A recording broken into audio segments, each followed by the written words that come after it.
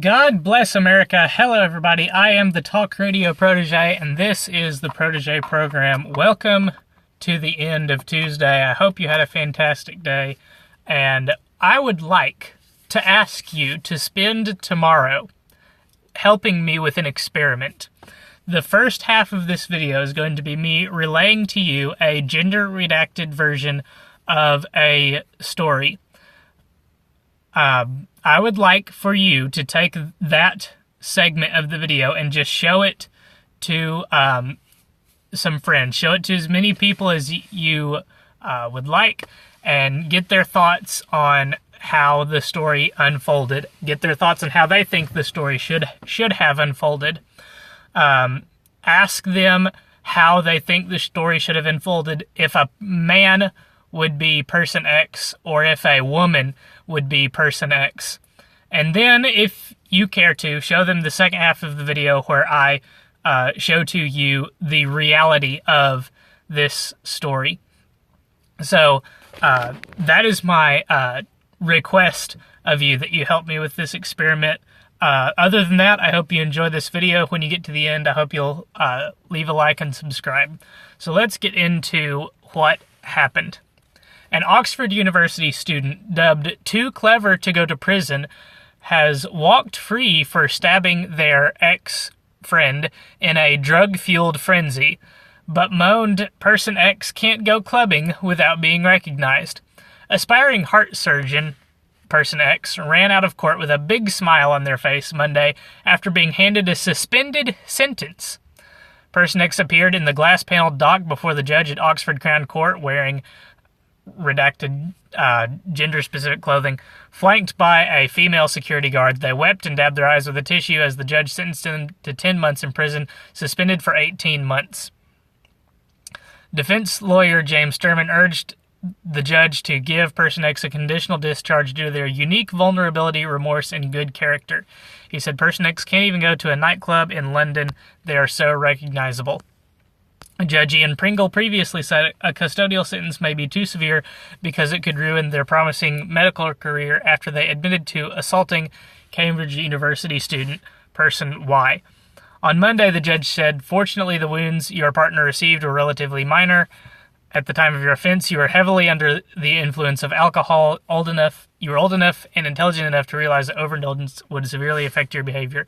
You have no previous convictions of any nature whatsoever. I find that you are genuinely remorseful following the event. You've demonstrated over the last 9 months that you are determined to rid yourself of your addiction and have undergone extensive treatment and counseling.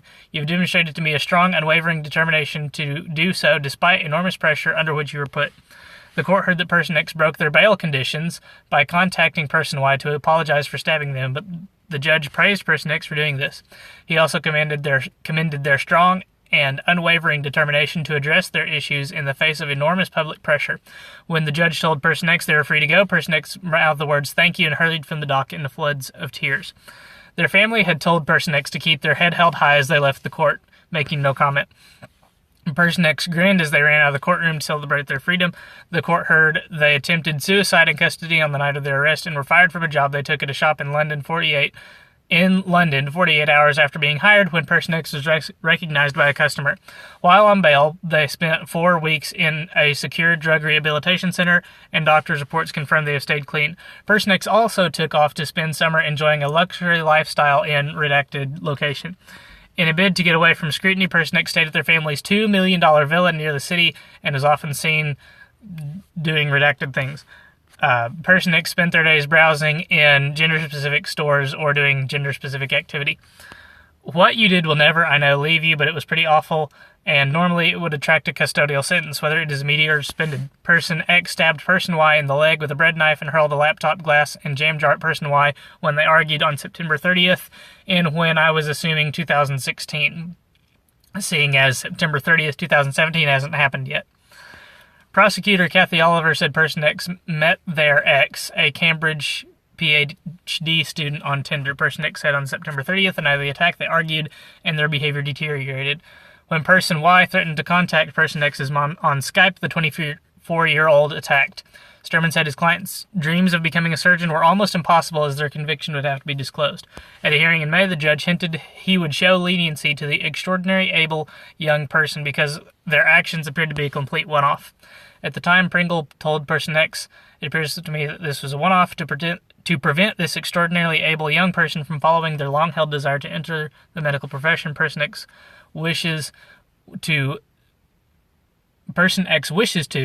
would be a sentence which should be too severe. He delayed the sentence as he did not want to ruin their chances of a successful career. Person X was slapped with a restraining order and told to stay drug-free and not to reoffend before returning to court for sentencing on Monday. Following the hearing, Person Z, chairman of the Redacted, which supports Gender A, victims of domestic abuse, said the judge's comments would make it more difficult for Gender A to come forward for fear of not being taken seriously. Person Z said the judge's comments are completely unacceptable and out of touch. This is a clear case of severe domestic abuse against a Gender A person, and the focus and sympathy should be with them. The judge seems to think that domestic abuse, when it is committed by Gender A against Gender B, is not as serious as it rightly is when it is the other way around. This is wrong. It only serves to reinforce the society's continuing empathy gap between Gender A and Gender B victims, and the message the judge sends is that this is right. It also makes it harder for Gender A to come forward and get help because many fear not being taken seriously when they do, just because they are Gender A. This does nothing to change that view. It emerged earlier this year that Person X had stripped naked with their Oxford pals in support of the university's LGBTQ society. An image showing Person X perched on the lap of a naked person was exposed soon after the judge said he would not jail Person X for stabbing Person Y. Friends said Person X turned dark and posted nude selfies on Facebook after getting hooked on drugs. A former school pal told The Sun after Person X went to Oxford,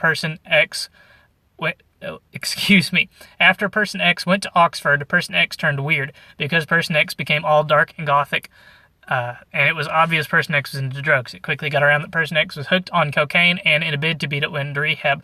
They posted naked pictures of themselves on Facebook, which was completely out of character for the person I went to school with. Court heard Person X had a very troubled life, battling addiction and suffering abuse by another ex.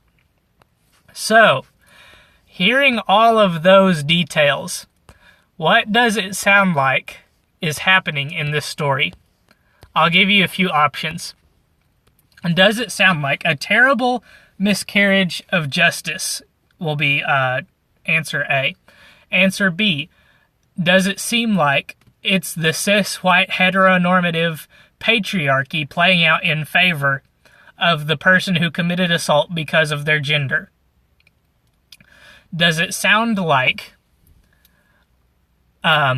the judge in this case is giving the middle finger to the cis heteronormative heteronormative patriarchy because of the gender of the assailant? Or does this sound like we're living in the Twilight Zone, where it's suddenly become acceptable for a person to commit an assault because of their gender? Ask yourself what the sentencing for Person X would be if this person were a female and had committed this assault and were being subjected to this trial. What would their sentence have been? Ask yourself, what would the sentence be for Person X if Person X was a male? Ask yourself what the social media and mainstream media and societal outcry would be in both of those situations if Person X were male versus a female. Ask yourself if this is a world that you want to live in, where a person can be excused from paying the consequences of committing a crime because they're too clever to go to prison. If too clever to go to prison is an acceptable defense for committing a crime, then maybe we ought to release all of the sociopaths and serial killers that went uncaptured for years and years, who are able to elude the police for so long. Only a too clever to go to prison person must be that kind of person. I almost couldn't believe it when I saw the headline. I almost refused to believe that this could be true. But when you see the photos, I think you will understand that this absolutely has to be true. This cannot be fake news. Are you ready? If you are a liberal watching this video right now, here is your trigger warning. Your world is about to be turned on its head. Are you ready for this? I don't think you are, but we're going to show you the real story. Are you ready? Oxford University stabber avoids jail because of her extraordinary potential. And there she is. Doesn't Lavania Woodward look so happy that she's not going to jail?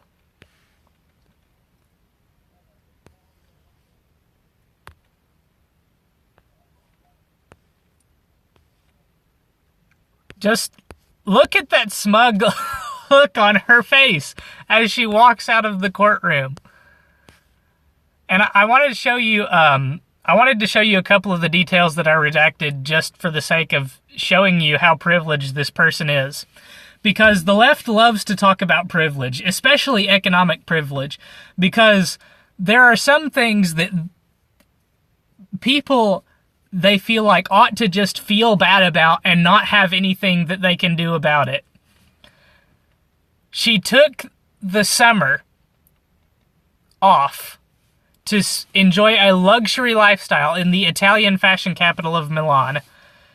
And in a bid to get away from scrutiny, she stayed at her family's $2 million villa near the city and was often seen carrying I don't care what kind of bag that is, but I'm assuming it's a designer handbag that only the rich kids get to carry. She spent her days browsing in clothing stores and having her hair done. Does this look and sound like a person that is being oppressed by the patriarchy? Can you look at this story and tell me that you honestly believe that she's being oppressed because she's a woman? Because I guarantee you, if the roles were reversed, if this was a man that assaulted a woman and a judge suspended his sentence because of his extraordinary potential, that the left would have lost their ever-loving collective minds. And it wouldn't just be the feminists that had their underwear on their heads screaming in disbelief. It would be all of their white knights that would be joining in. I mean, I thought that we lived in the West in a meritocracy that treated everyone equally under the law. But obviously, the court system that presides over this particular area of the UK definitely has respect of persons. And you definitely can avoid going to jail because of who you are and because of what you are. Because I guarantee you, if this was a man, that they would be going to prison. They would be perp-walked, they would be handcuffed, they would be given the maximum sentence. I guarantee you, if this was a man, we would not stand for this as a society. That's going to do it for this video. I hope you all enjoyed. I hope you'll come back for the next one. Maybe I can recover from just seeing this madness unfold. Sometimes it just leaves me without words, but I will be back tomorrow. I hope that you will be too. Thank you so much for watching. I hope that you'll leave a comment and maybe even like and subscribe. Thank you once again so much for watching. Have a wonderful evening and God bless.